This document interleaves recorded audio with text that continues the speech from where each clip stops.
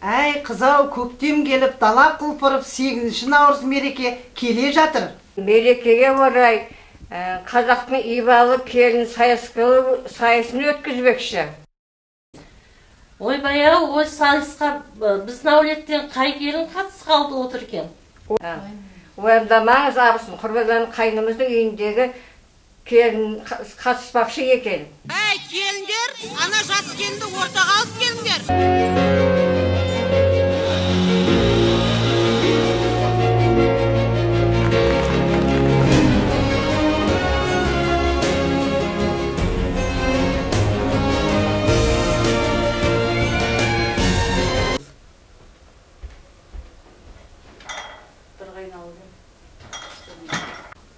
Сәлем бердік.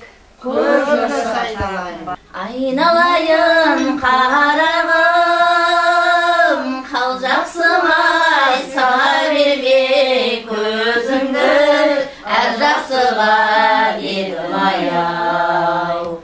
Ағаштың гүліндей ай, текеметтің гүліндей ай, өтіп дәурен бара жатыр, сізден бізге білінбей ау. Айналайын, біздің әулеттен сайысқа сен қатыспақшы екесін. Абыстың батасын берсін. Ал бата десең баталарыңды берейін айналайындар. Батам батпасын, батам жерде жатпасын.